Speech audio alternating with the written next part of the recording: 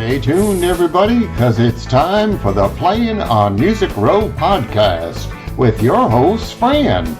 Heard each week on this station. And now, here's Fran. Well, thank you, everyone, for stopping by. Today, we are going to have Pete Price playing on Music Row with us today. Thank you for speaking with us today, Pete. It's my pleasure, Fran. It's nice to be here. Yeah, you're quite welcome. When did you begin writing? And can you tell us where you were first performing your songs? Sure. I started writing in my early teens, and I started playing at church. My father was a minister, and he would have me, come in because there was no music at the early service. So he would have me come to the early service, and I think it was a way for him to get me to church and out of bed and stuff like that on a Sunday. And so I'd go in and I'd write a song and I'd play it for the congregation. And early service is still going, and so is the church. So I guess I, didn't deal at a death blow or something like that. And then, as I got a little bit more confidence, I would walk up the street and play at this little bar that was a couple of blocks up. And so those were my first experiences playing my own songs. So you didn't chase them away. Did you happen to write any Christian music when you were doing that? I think, some of the songs that I wrote were not necessarily, Christian focused, but more spiritual, just more in a universal kind of way. Okay. Well, let's see. Then let me get it here. You have a new release, which is titled Diamonds in the Sky. Can you give us a little bit of a background on that? We're going to play the video. Everybody, hang on. You want to listen to the cool intro, guitar licks at the beginning. Yeah, that's John Conley, who is Kenny Chesney's lead guitar player. I recorded that song in Nashville, and probably down the street from you at Direct Image Studios, and really, really a great experience. But anyway, Diamonds in the Sky describes sort of overcoming the fear of letting people know who you really are. I've always been a person that kind of goes along to get along. And so when I sort of broke away and started recording my own music and moved away from playing strictly in a cover band, it was a little bit scary. And so, the first verse sort of talks about leaving the known and striking out on your own path. And the second verse sort of, I don't know if you've ever heard the old Chinese proverb, every journey begins with a single step. It's sort of like staying in the moment and enjoying your journey. And so that's the second verse. And then the third verse is about completing the journey and how satisfying it is that, you've taken the risk, and no matter what the results are, it's just a great feeling. So that kind of describes the lyrics in Diamonds in the Sky. And like I said, recording it in Nashville was really kind of a dream come true for me. Okay, well, let's listen to Diamond in the Sky, and for the podcast, we'll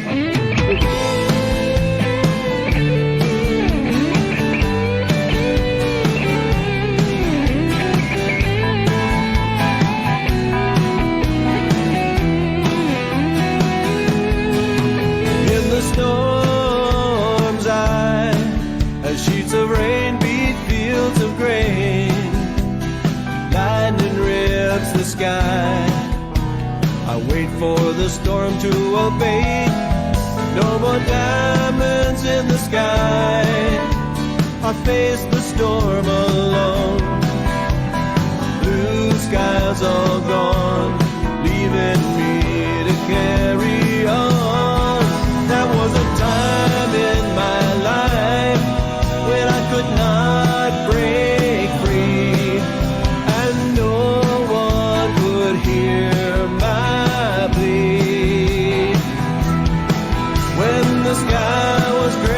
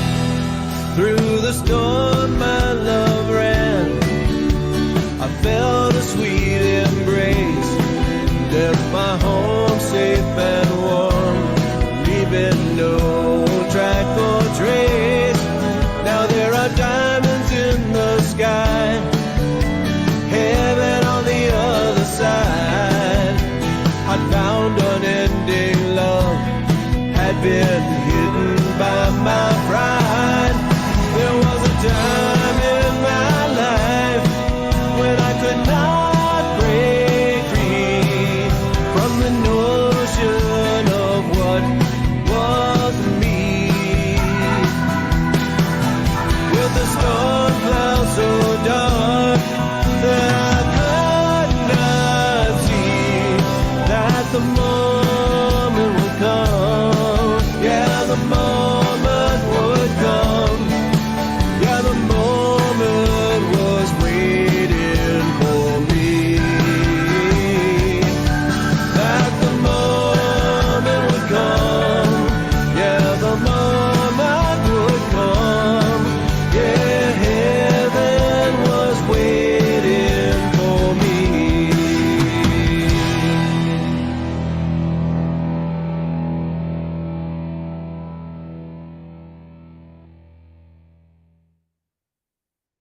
Cool. Diamonds in the Sky by Pete Price. Very cool. Who actually did the video? Who produced that? Steve Phelps did that for me. He plays drums for me in the Price Brothers, which is the band that I put together to support my CD release. And whenever we play my original music, it's usually with the Price Brothers. Okay. Let me ask this question.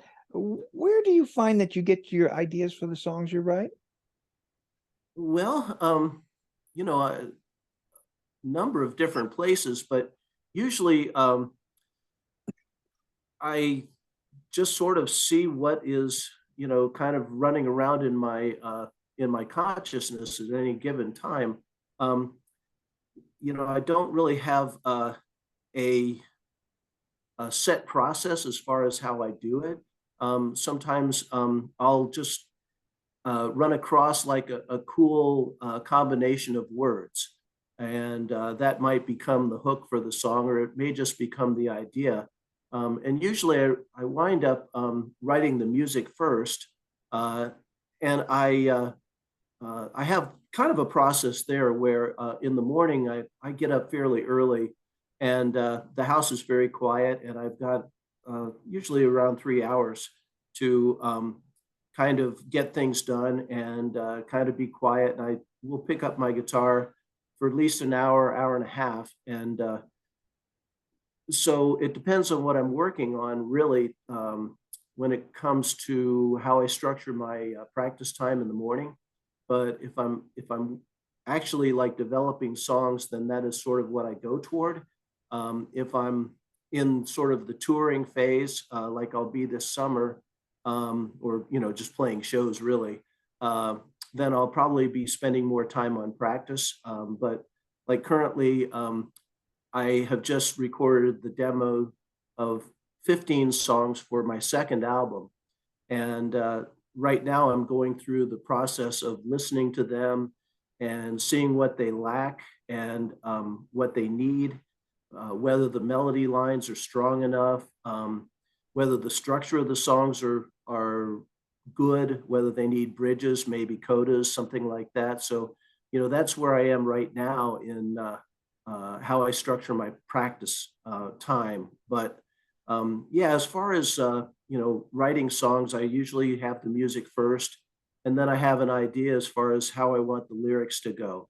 So I'll take it that way. And obviously the music sort of dictates what kind of lyrics you're going to write for the song.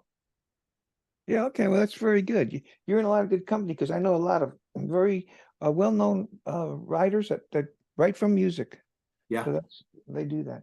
Yeah, I mean, you know, when you have the chord progression and you know, basically the cadence down and stuff, it sort of dictates how your lyrics are going to be structured. Okay. Yeah. Okay. Well, who are some of the writers and artists that have influenced you? When I started out, you know, real early, I'm old enough to you know, really be around when Bob Dylan was, you know, first becoming very well known, and obviously the Beatles. You know, I saw them on television on Ed Sullivan in 1964, and so those two early performers and bands were very influential on, you know, my appreciation of music and what I took from it. Dylan more that you know, the lyrics really mattered, that you could actually write poetry and put it to music. And the Beatles, I think, more just their songwriting was awesome, and they were so innovative in the studio.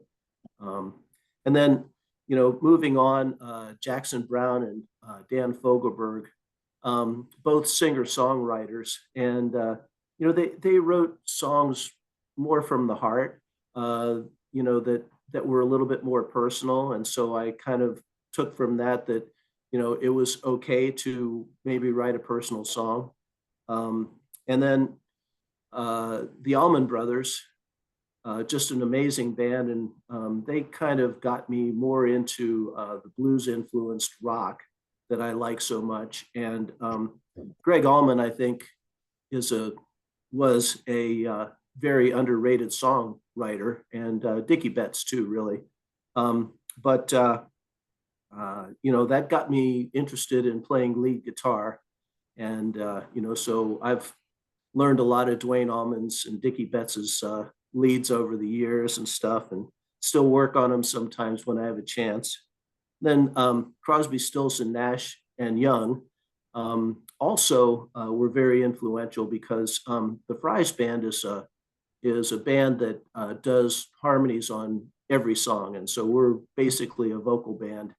And to be able to, you know, hear a harmony and just go ahead and find your part without really even thinking about it is a great talent that not everybody has. So Crosby, Stills, and Nash kind of exposed me to that, and you know, I just love that kind of music. America too is another band that has great harmonies.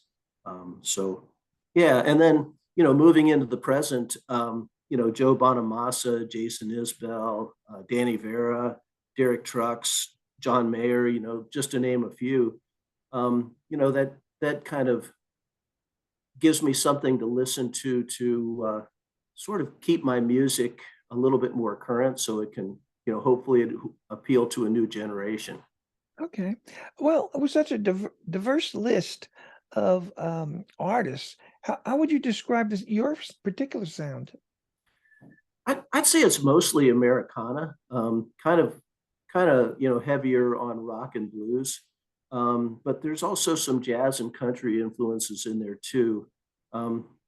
Like I said, I recorded many of these songs down in Nashville, and so you can't help but have a little bit of country rub off on you down in your neck of the woods. But anyway, yeah, I'd say it's, if you had to put it in a specific category, I'd call it Americana, which is kind of a catch-all category, really. Okay. Now you have another song which is called "Before I Go." Yeah, And can you give us a little bit of a background? Because we're going to play that song as well. I wonder if you give us a little background on that. sure. I I wrote that song in early 2020, and I had gone on a bicycling trip over in Italy, and I met a fellow by the name of James Mills, who you know, just a real great guy. He's a typical New Yorker, and he and I just, we found out that we are both songwriters and musicians, and so we kind of hit it off right away. And so, you know, one of the outcomes of the cycling trip was that we decided to stay in touch, and if one of us had a song that we thought had some promise, you know, that we would send it to the other person. So I wrote "Before I Go," and I sent it off to James, and he really liked it. Decided that he wanted to tame it down from, I think I'd written 5 verses for it, and he wanted to tame it into a 3-minute song. So he and I went back and forth for a while, and he got it down to 3 minutes and made it a lot more commercially viable. And then he decided that he was going to record it in Nashville, and invited me down for the session. And that's how I got to meet all the guys that I recorded with down there. And I was just blown away by the session. It was just amazing. And I'd say it changed my life, and I probably wouldn't be lying. But anyway, the gist of the song is that if you think about John Lennon's song "Imagine" and imagine there's no heaven, you know, the person, I call him the protagonist in Before I Go, he's thinking about this, and he's thinking, well, if there's no heaven, then what is there? And he decides that maybe all there is the way that you live on is you live on in people's memories. And so he decides that maybe there are some people out there that he hasn't treated as well as he could, and so he goes back and he tells those people that he's sorry that he was the way he was, and he tries to rebuild those friendships and relationships with those people. And so, that's kind of what Before I Go is about. Okay. Well, let's see. I'm gonna have to go ahead and ask you the next question, which is, Sure. how is your music being promoted, and who was like the players on your team? Okay. Well, for promotion, I tried to promote my first album by myself. Department of the Interior is the name of the album. And so I spent 7 or 8 months, just sort of spinning my wheels, getting some good local press, but really not making a lot of headway. And there's a band in Dayton that are good friends of mine, and the band's name is Ludlow Creek. And I don't know if you've had them on or not. Ludlow Creek? Yeah. Yeah. Okay. So anyway, I noticed that they were getting a lot of good placements. They were, winning awards and stuff like that.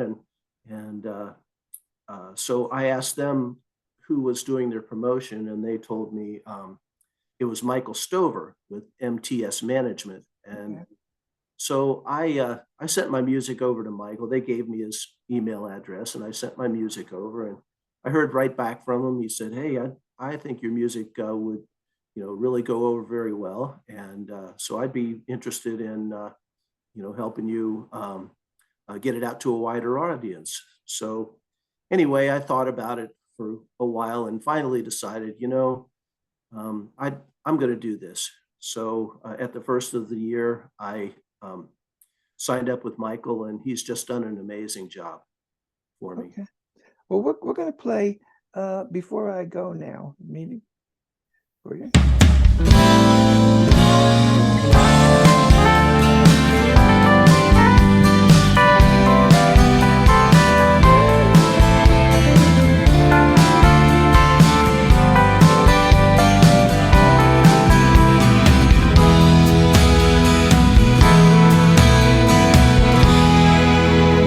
Before I go, I'd like to say that if I've hurt you in any way, I'm sorry. I've fallen short in many things, and with the changes my life brings, I worry.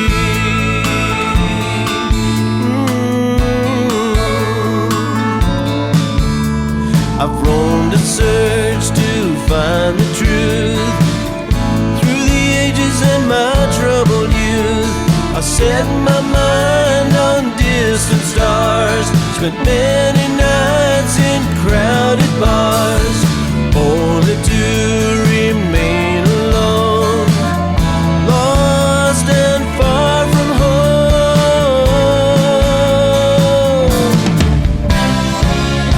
All I ask before I go is keep me in your memory so that I can live in some small way. And if that's heaven, that's okay. The ones I've loved and the ones I've lost, I could not foresee the cost, but now the final bill is due, and all that I can ask of you is mercy. If only I believed in time, this heart could bring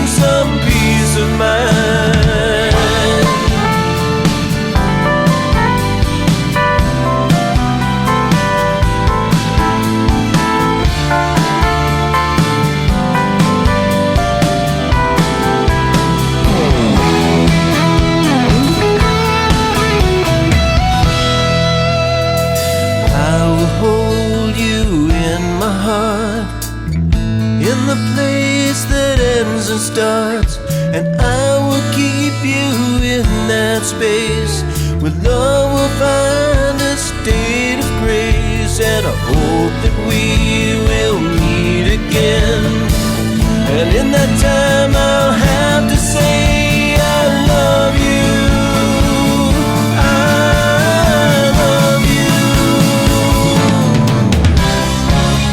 All I ask before I go is keep me in your memory so that I can live in some small way. And if that's heaven, that's okay.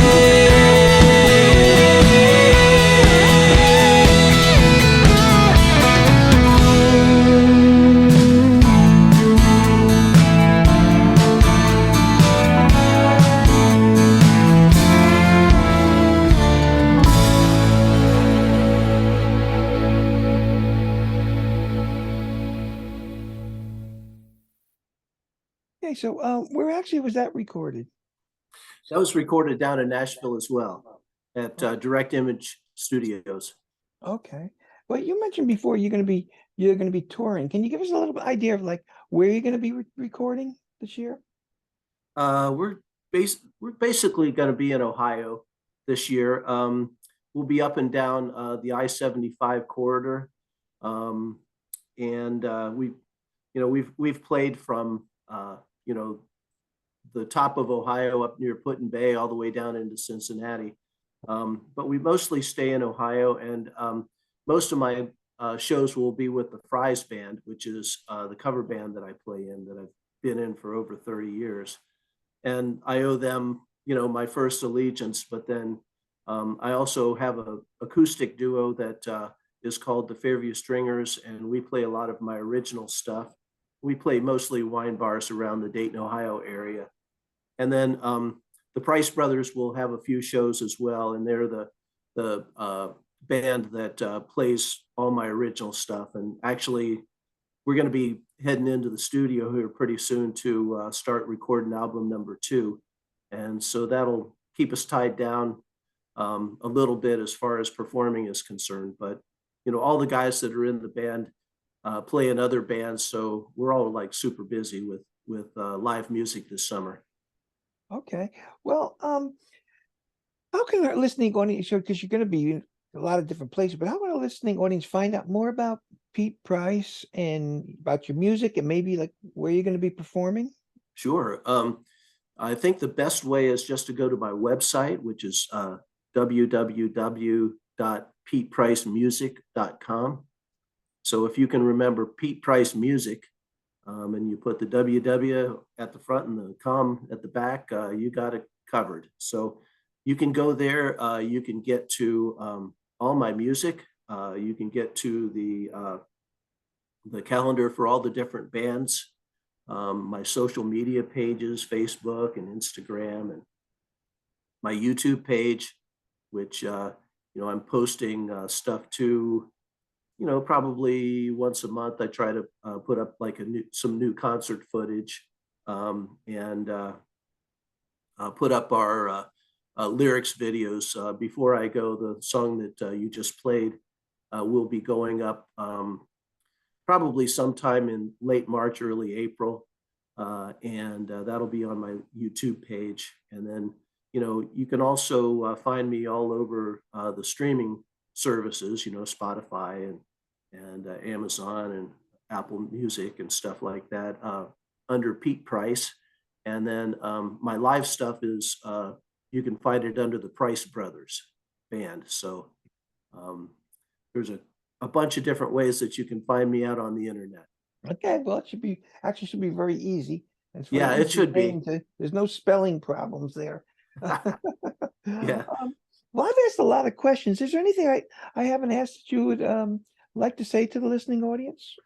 I just like to thank them for their time and their attention. I mean, it's hard to get people's attention and get them to slow down to take the time. So I just want to thank the listeners for tuning into your program and listening to what I have to say. Well, I want to thank you. So I want to thank Pete Price for playing on Music Row with us today. That really, we really appreciate it. Thank you so very much. Thank you, Fran. It's been a pleasure. You're quite welcome.